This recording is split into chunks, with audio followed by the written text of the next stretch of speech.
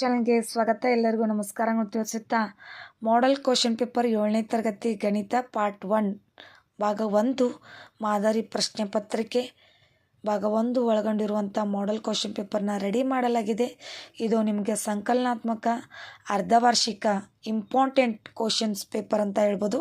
ಈ ವಿಡಿಯೋ ಇಷ್ಟವಾದಲ್ಲಿ please like ಮಾಡಿ ಹಾಗೂ ಹೊಸ ಹೊಸ ವಿಡಿಯೋಗಳಿಗೋಸ್ಕರ ಕಮೆಂಟ್ ಮೂಲಕ ತಿಳಿಸಿ ಅಂತ ಹೇಳ್ತಾ ಗಣಿತ ನೋಡೋಣ ಬನ್ನಿ. ಮೊದಲನೇ ಕ್ವಶನ್, ಈ ಕೆಳಗಿನ ಪ್ರಶ್ನೆಗಳ 4 ಪರ್ಯಾಯ ಉತ್ತರಗಳನ್ನು ನೀಡಲಾಗಿದ್ದು ಸರಿಯಾದ ಉತ್ತರವನ್ನು ಆರಿಸಿ ಬರೆಯಿರಿ ಅಂತ ಹೇಳಿದ್ದಾರೆ. ಸಂಕಲನದ ಅನನ್ಯಾಂತಾಂಶ ಅಂದರೆ 0. ಉತ್ತರ ಏನು? 0. ಭಾಗಾಕಾರವು ಗುಣಾಕಾರದ ಈ ಕ್ರಿಯೆಯಾಗಿದೆ. ಉತ್ತರ ವಿಲೋಮ ಕ್ರಿಯೆ. ಈ ಚಿತ್ರದಲ್ಲಿ ಛಾಯೆಗೊಳಿಸಿದ ಭಾಗವನ್ನು ಭಿನ್ನರಾಶಿಯಲ್ಲಿ ಸೂಚಿಸಲಾಗಿದೆ. ಒಂದು ಸರ್ಕಲ್ ಕೊಟ್ಟಿದ್ದಾರೆ, ಅದರಲ್ಲಿ 4 ಭಾಗ ಮಾಡಿದರೆ 1 ಭಾಗ ಬಣ್ಣ ಹಚ್ಚಿದ್ದಾರೆ.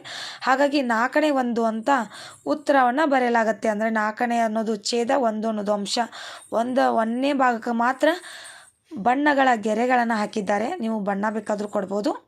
ಈಗ 4ನೇ ಪ್ರಶ್ನೆ, 100 ಅಂದರೆ 235 ಡಿವೈಡೆಡ್ ಬೈ 100ರ ದಶಮಾಂಶ ರೂಪ 2.35. ಇನ್ನು 4, 3, 6, 4, 2, 4, 5 ಇವುಗಳ ರೂಢಿ ಬೆಲೆ ಎಷ್ಟು? 4. ಅಂದರೆ ಇದರಲ್ಲಿ ಎಷ್ಟು ಬಾರಿ ಪ್ರತಿ ಬಾರಿ ಬಂದಿರೋದಕ್ಕೆ ನಾವು ರೂಢಿ ಬೆಲೆ ಅಂತೀವಿ. 4 ಬಂದಿದೆ, ಹಾಗೆ 4 ಬರಿಬೇಕು. ಇನ್ನು ಸ್ತಂಭಲೇಖ ರಚನೆಯಲ್ಲಿ ಇದು ಪ್ರಮುಖವಾಗಿದೆ. ಯಾವುದು? ಪ್ರಮಾಣ. ನಾವು ಸ್ತಂಭಲೇಖನ ತಗೋಬೇಕಂದ್ರೆ ಪ್ರಮಾಣ ತುಂಬಾ ಮುಖ್ಯವಾಗಿರೋದಾಗಿರುತ್ತೆ. ಇನ್ನು ಎಮ್ನ 7ರಷ್ಟೇ 7 ಕೂಡಿದಾಗ ಮೊತ್ತ 77 ಸಿಗುತ್ತದೆ. ಅಂದರೆ ನಾವು ಏನು ಮಾಡಬೇಕು? ಅಂದರೆ ಸಂಕ್ಷಿಪ್ತ ರೂಪದಲ್ಲಿ ಮೊದಲು ಬರ್ಕೋಬೇಕಾಗತ್ತೆ. 7m + 7 = 77. ಸಮೀಕರಣದಲ್ಲಿ ಸಮತೆಯ ಚಿಹ್ನೆ ಅಂದರೆ ಈಕ್ವಲ್. 50 ಡಿಗ್ರಿಯ ಪೂರಕ ಕೋನದ ಅಳತೆ 40 ಡಿಗ್ರಿ. ಇನ್ನು 10ನೇದು, ಛೇದಕದ ಒಂದೇ ಪಾರ್ಶ್ವದಲ್ಲಿನ ಒಂದು ಹೊರಕೋನ ಮತ್ತು ಒಂದು ಒಳಕೋನ ಅಂದರೆ ಅನುರೂಪ ಕೋನಗಳು. ಉತ್ತರ. ಇನ್ನು 11ನೇದು, 3 ಏಕರೇಖಾಗತವಲ್ಲದ ಬಿಂದುಗಳ ಸಂಧಿಸಿದಾಗ ಉಂಟಾಗುವ ಆಕೃತಿ. ಉತ್ತರ ತ್ರಿಭುಜ. ಪೈಥಾಗೋರಸ್ ಗುಣವನ್ನು ನಿರೂಪಿಸಬಹುದಾದ ತ್ರಿಭುಜದ ವಿಧ ಅಂದರೆ ಉತ್ತರ ಲಂಬಕೋನ ತ್ರಿಭುಜ. ಈ ಕೆಳಗಿನ ಸಮಸ್ಯೆಗಳನ್ನು ಬಿಡಿಸಿರಿ. -12 × -11 × 10 ಇದರ ಗುಣಲಬ್ಧ ಕಂಡುಹಿಡಿದರೆ -12 × -11 × 10. -12ನ ಮೊದಲು ಬ್ರಾಕೆಟ್ನ ಬಿಡಿಸಿ ಬರೆಯಲಾಗುತ್ತೆ. ಆಗ -11 × -10. ಈಗ ಮೈನಸ್ ಇಂಟು ಮೈನಸ್ ಪ್ಲಸ್ ಆಗುತ್ತೆ. 12 11 ಎಷ್ಟಾಗುತ್ತೆ ಬರಿಬೇಕಾಗತ್ತೆ? 11. ಆಮೇಲೆ ಮತ್ತೆ 11 ಆ ಬಂದು ಉತ್ತರಕ್ಕೆ 10ರಲ್ಲಿ ಗುಣಿಸ್ಬೇಕಾಗತ್ತೆ. ಪ್ಲಸ್ 1320 ಆಗುತ್ತೆ.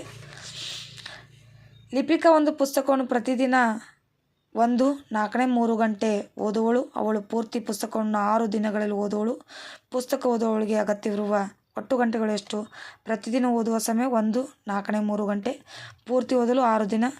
4ನೇ 3 × 6 = 7 / 4 × 6.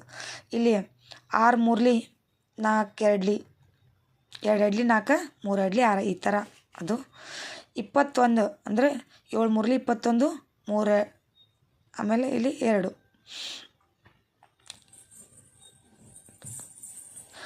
10 × 1 / 2 ಗಂಟೆಗಳಲ್ಲಿ ಅವಳು ಪುಸ್ತಕ ಓದಿ ಪೂರೈಸುವಳು.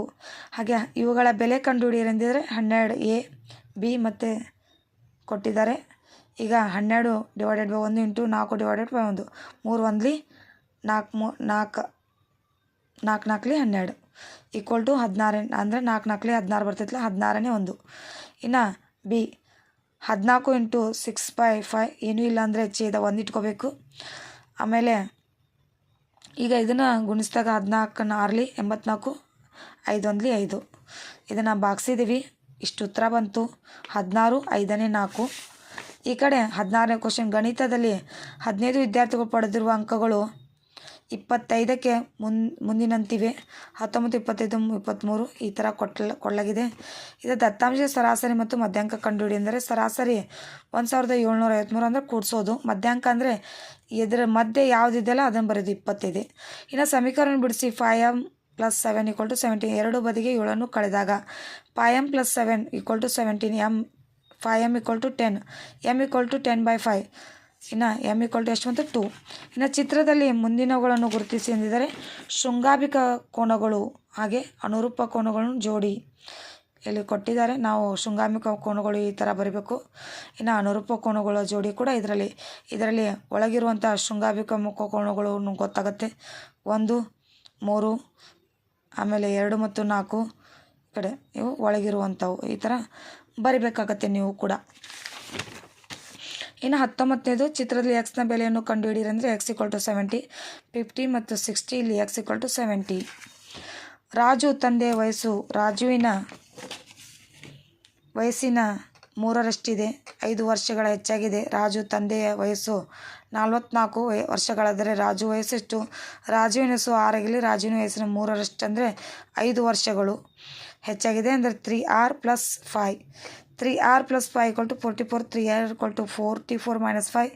ಇನ್ನು 3r = 39/3. r = 13. ರಾಜುವಿನ ವಯಸ್ಸು 13 ವರ್ಷಗಳು ಅಂದರೆ 13. ಅನ್ವಯವಾಗಿರುವ ನಿಯಮ ತಿಳಿಸಿ ಪರೀಕ್ಷಿಸಿ.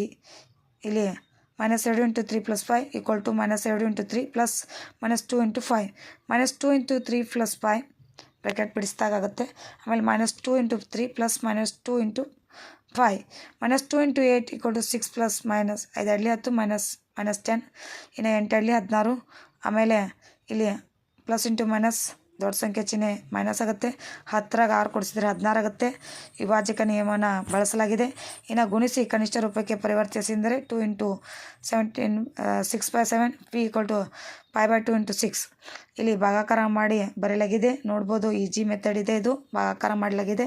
ಇನ್ನು ಸೆಕೆಂಡ್ ಮೇನು ಈ ಕೆಳಗಿನ ಸಮಸ್ಯೆಗಳನ್ನು ಬಿಡಿಸಿರಿ ಅಂದರೆ, ಒಂದು ಮರವು ನೆಲದ 5 m ಎತ್ತರದಲ್ಲಿ ಮುಂದಿದೆ ಮತ್ತು ಅದರ ಮೇಲ್ತುದಿಯ ಮರದ ಬುಡದಿಂದ 12 m ದೂರದಲ್ಲಿ ನೆಲಕ್ಕೆ ಆಗುತ್ತದೆ.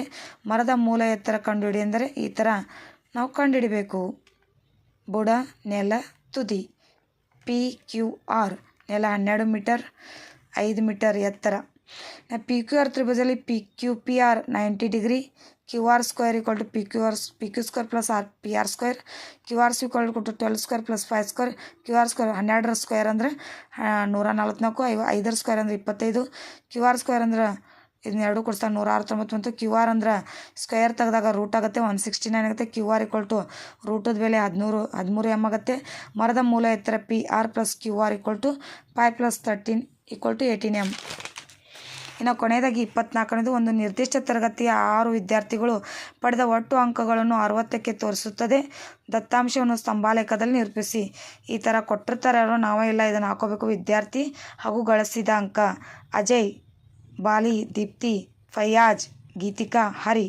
ಅವ್ರು ಕೊಟ್ಟಿರ್ತಾರೆ, ನಮಗೆ ಇಷ್ಟವಾದಂಥ ಹೆಸರುಗಳನ್ನು ನಾವು ಹಾಕೋಬೋದು. ಆಮೇಲೆ ಇಲ್ಲಿ ಅವರು ಕೂಡ 600ಕ್ಕೆ ಅಂದಾರಲ್ಲ, 600ಕ್ಕೆ ಹೊಂದುವಂಥ ಅಂಕಗಳನ್ನು ಕೂಡ ಬರಿಬೇಕು. ಈ ಕಡೆ ವಿದ್ಯಾರ್ಥಿಗಳು, ಇವರು ವಿದ್ಯಾರ್ಥಿಗಳ ಹೆಸರನ್ನು ಈ ಕಾಲಮ್, ನೀವು ಗ್ರಾಫ್ ಹಾಳೆಯಲ್ಲೇ ಮಾಡಬೇಕು. ಇದನ್ನು 600ಕ್ಕೆ ಪಡೆದಿರುವ ಅಂಕಗಳು ಅಂದರೆ ಈ ಥರ 800 ಮಟ್ಟ ನಾವು ಹಾಕ್ಕೊಂಡಿರೋದು. ಅದು ನಮ್ಗೆ ಸೀಮಿತವಾಗಿರೋ 600 ಮಾತ್ರ ಇರಲಿ ಅಂತ ಎಕ್ಸ್ಟ್ರಾ ಹಾಕಿರೋದು. ಪ್ರಮಾಣ 1 ಏಕಮಾನ ತೊಗೊಂಡಿದೆ. ಆಮೇಲೆ 100 ಅಂಕಗಳನ್ನು ತೊಗೊಂಡಿದೆ. ಇಲ್ಲಿಗೆ ಇವತ್ತಿನ ಇದು ಮಾಡೆಲ್ ಕ್ವಶನ್ ಪೇಪರ್ ಗಣಿತ 7ನೇ ತರಗತಿಯ ಎಲ್ಲವೂ ಮುಕ್ತಾಯಗೊಳ್ಳುತ್ತೆ. ನಿಮಗೂ ಕೂಡ ವಿಡಿಯೋ ಇಷ್ಟವಾದಲ್ಲಿ ಪ್ಲೀಸ್ ಲೈಕ್ ಮಾಡಿ, ಸಬ್ಸ್ಕ್ರೈಬ್ ಮಾಡಿ. Thank you.